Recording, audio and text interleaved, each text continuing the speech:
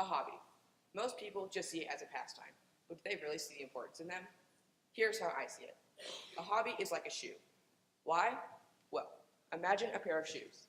If they fit, great. It protects and represents a part of you. But if they don't, you have to keep searching and searching for ones that fit you as well as your personality.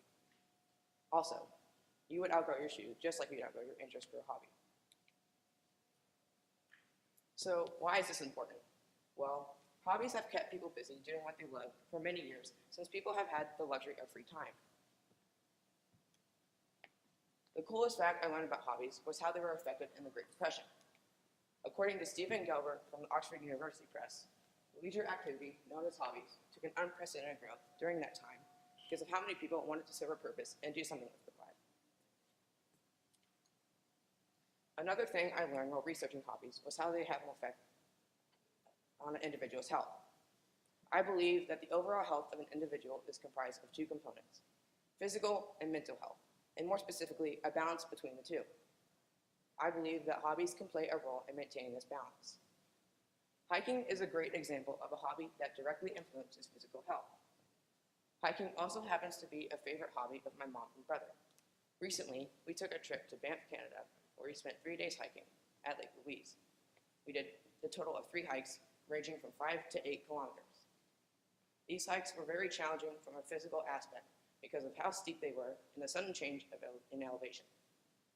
Less obvious is how these hikes affected or influenced their mental health. First, we got to see sights that we've never seen before anywhere we traveled to. Second, spending time in nature was a big stress for them. And finally, we got to spend time as a family while hiking, which is very important.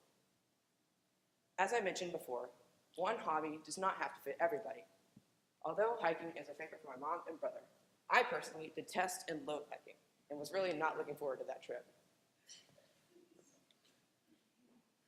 So, what is my hobby?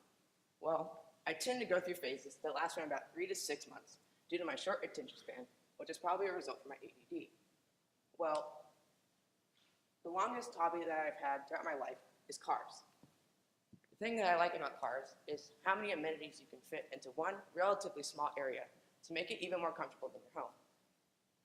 I took a trip to California about 9 months ago, and it really changed my perspective on cars. I got to see cars that I've never seen before, and I probably will never see again. It was a once-in-a-lifetime experience for me, and I really benefited from that trip. Some cars that I got to see were the Batmobile, a 1950s Rolls-Royce Phantom, and another Rolls-Royce Wraith with a bunch of Superman logos on it. My mentor, Mr. Henderson, who teaches 5th and 6th grade science, mentioned that he got into his first hobby at around the age of 5 or 6, which was fishing. A few years later, he got into hunting. But when he said he got into his hobby at a young age, I realized that it is important to do that. It is important because when you're older, your life is already determined and you know what you're heading towards. But when you're younger, your life can be very scrambled and you don't know what you're heading towards. So, it is better to present the opportunity of pursuing it at a young age. He also said that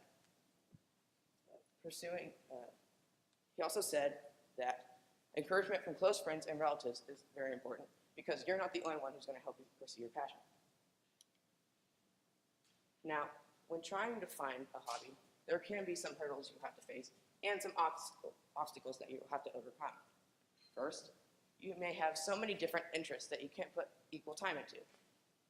Well, find the one that you like the most and somehow incorporate those other ones into that one hobby.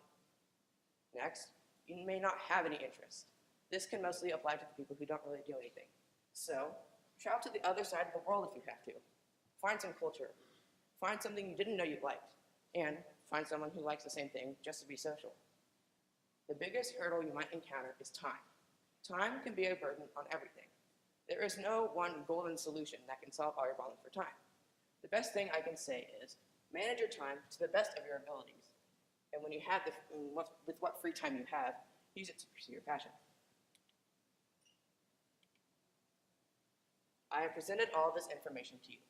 Now, it is your turn. If you don't already have a hobby, why not? The opportunity is presenting itself. Find your own fit and get a hobby that best suits you and your personality.